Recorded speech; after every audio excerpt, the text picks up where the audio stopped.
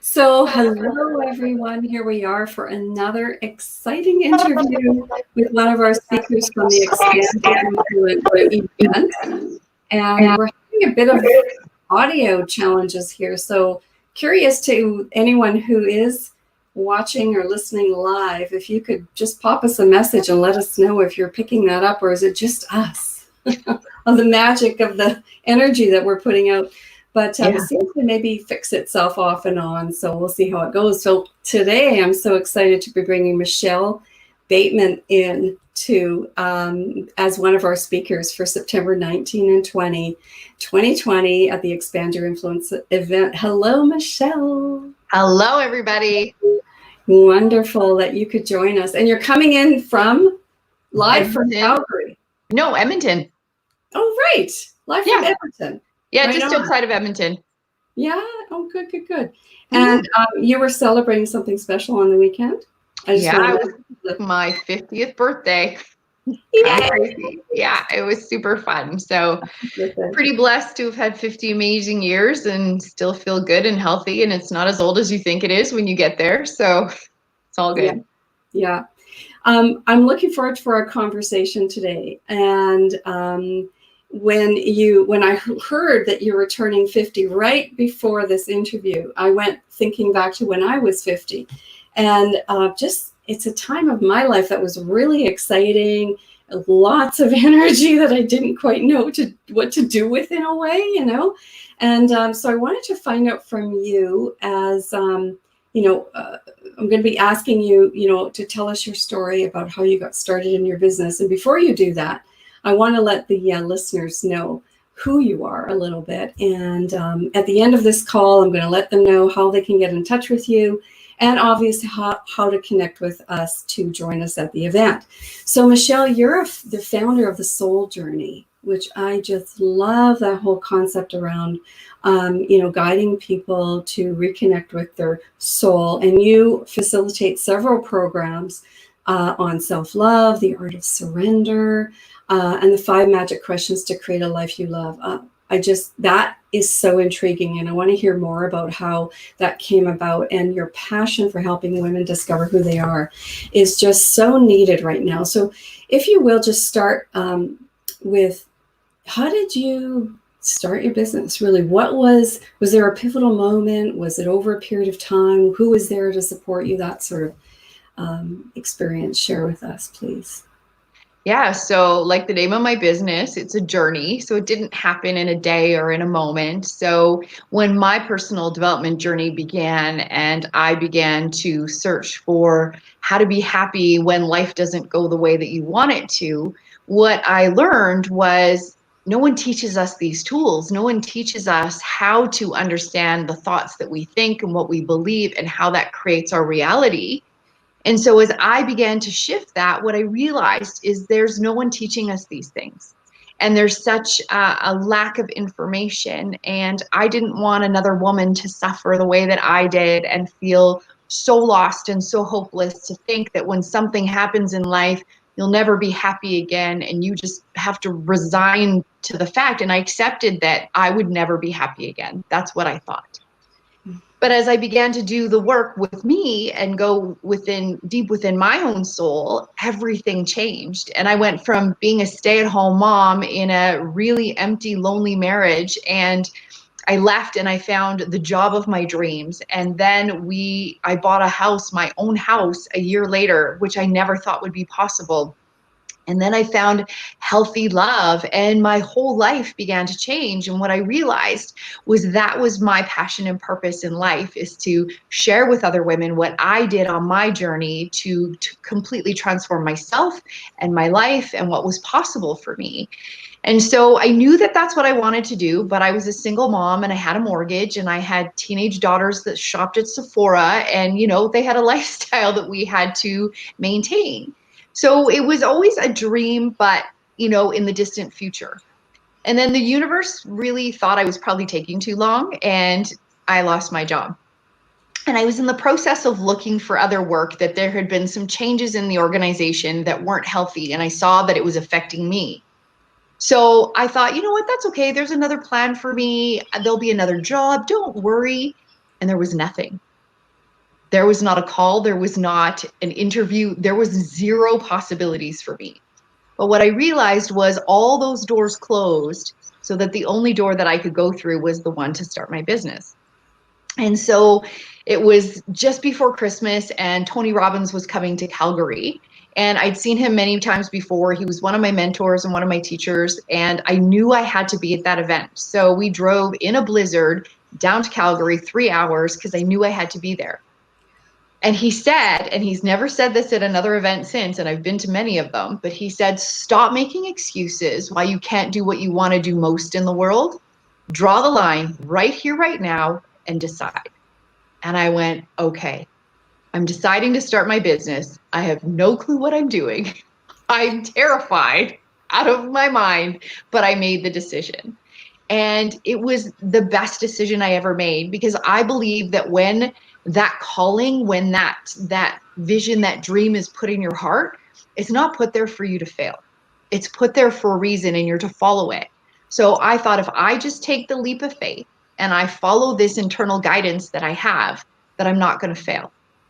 And so with that belief, I took this giant leap of faith, terrified out of my mind, but it made the success even more fulfilling, because I knew I did it scared, and I did it anyway. And I went against all of those things in my head that I thought could go wrong, and what if it doesn't? And what I can say is none of those things happened. And it far surpassed all of my wildest dreams of how amazing the journey has been and how blessed I've been. And has it been easy all the time? No, right? Anytime you do something, there's challenges, there's ups, there's downs, but it's so worth it. So that was a long story, but No, no, I was living it with you. And I love the metaphor of, the door closing. So another door can open, is I think what you had said, and I get a visual for that, and the power of having someone at the right time, if you will, give you a message that just so resonates with your soul that you decided, that's it, I'm going to do it. And I'm guessing that when you made that decision, and when you started the business, and all throughout all the challenges that you've gone through that were scary, and there's a lot of unknowns when you start a business, that you went back to your source of the learnings and the teachings that you that started you on the journey, as a source of inspiration, a source of processes even, and practices that you could do to keep going. So for sure. Yeah. And that's, I think, the wisdom in the work that you're doing is you're applying it yourself to get the results that you want.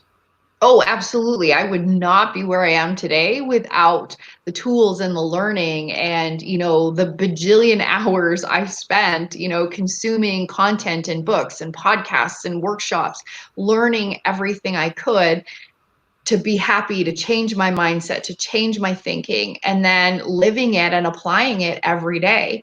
Yeah. And one of the biggest things I did was hire a coach, because I didn't know what I was doing. I had no idea how to start a business. And so I remember her telling me right at the beginning, she's like, Michelle, starting your own business will be the biggest personal development journey you ever take, because all of your stuff is going to come up.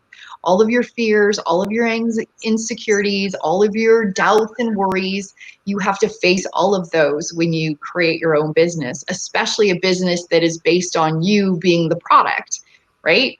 So it's, how do you then look at all of that stuff that comes up so that it doesn't get in the way, and you are able to create the success and the impact that you're looking for in sharing your gift with the world. Mm-hmm.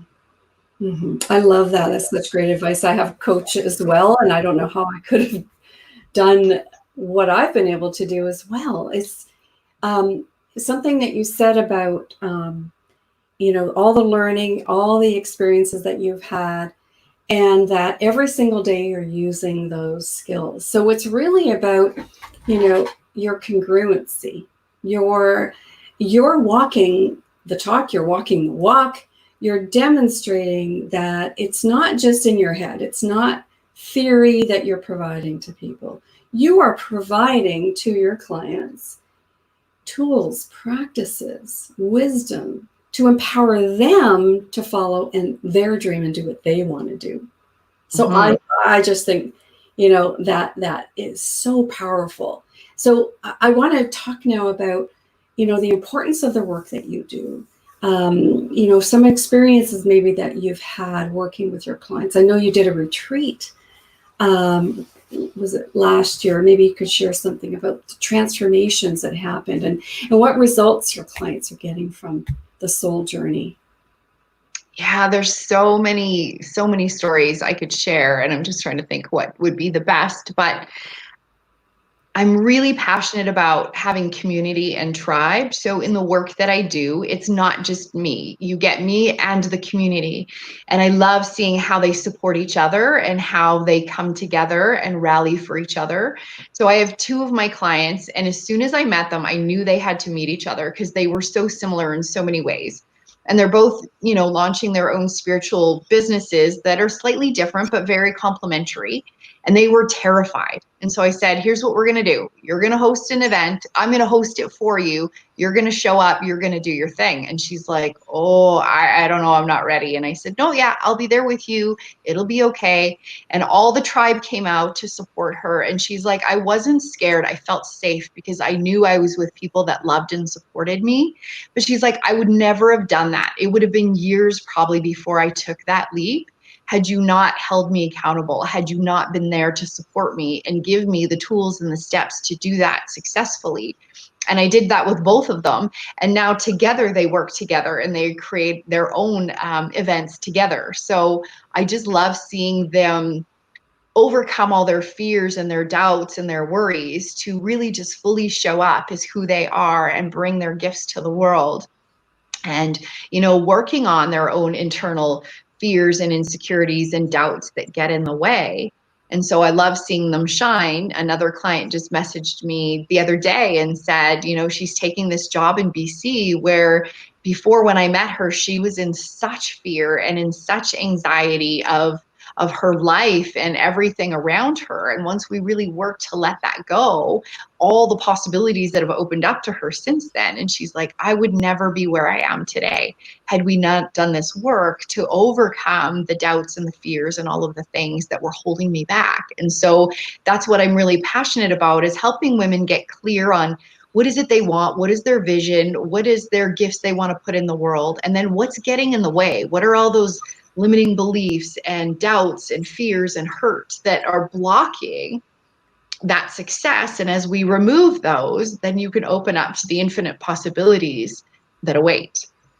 So empowering. And I love what you said about the community and how the members of the community support each other. That is so important. I know when I started my business, even the concept of a community was not even there. And there was business groups and networking groups. But the concept of being in a community that would hold space the way a coach would hold space for their clients and provide a safe, not necessarily comfortable all the time, but a place to play, a place to explore, and a place to be yourself and bring your gifts to the group, even get feedback, I'm assuming, at those events, and then, expand into an even bigger field and get out there into the world. That beginning part of an entrepreneur's life, if you will, is, I think, possibly one of the most difficult from the personal point of view. Yeah, because it can feel lonely. I remember feeling lonely in the beginning because it's just you doing your thing. And you're like, if you went from a job where you're around people all the time to now you're home and it's just you. And now in the world that we're living with, often it's just you, right? It can be lonely. And I think having community, they say you're the sum of the 5 people that you spend the most time with. So are you surrounding yourself with people that say, yeah, you can do it. You can do even more than that. I'm going to push you even further. I'm not going to let you hide anymore. Yeah. Because I see the beauty and the potential and the amazingness in you, and just helping them see that for themselves. Yeah. I love that. And I love the communities that I'm in now, which you and I are part of a community as well. Mm-hmm. Where, the feedback also, it's loving and it's honest. It's loving and it's it's compassionate, and it's honest. And where else can you get really good, honest feedback? Yeah, because that's important too, right? Where do I need to adjust? What can I improve? Because I'm all about getting better. I can do the same thing, the same over and over again, or do I want to learn to be better each and every time? And that's not about beating yourself up to say, I wasn't good enough, but there's always room to learn to be better or ask different questions or show up in a different way. So yeah, it's all about the learning and the growing and the improving. Yes. And what I've realized is those things that hold you back, not only does it hold you back, but it holds back the people that need your services, that are waiting for you to bring the solution to them that they so desperately need. Yeah. And when we are stuck in our own fears and our own insecurities, they're sitting there waiting for the answer. They're waiting for you to step up. Yeah. Yeah. The world is waiting for you. Mm-hmm. Yeah. Oh my gosh, that's so empowering. So I want to find out from you, Michelle, if you have a thought about something you could share with the audience, some practical practice or tool or process that people listening and watching the replay of this could start doing right away. It's something they could have in their back pocket, kind of help them get through where they're at, or if they're stuck, or if they're feeling maybe even a little alone right now, especially with everything that's going on. What would that be? I was thinking about that. I was like, what would it be? And there's a couple things. So first of all, believe in yourself. Believe in who you are, who you were created to be, and the gifts that you were meant to share with the world. And when fear shows up, and that could be procrastination, or it could be not wanting to do a live, or not accepting a new business opportunity. Like there's infinite things that we hold ourselves back because we're afraid to take that next step. And so often we focus on what could go wrong, what am I going to lose, how am I not going to be good enough? But I want to encourage you to shift that and ask yourself, what could I accomplish? What could go right? How will my life change if I took this step?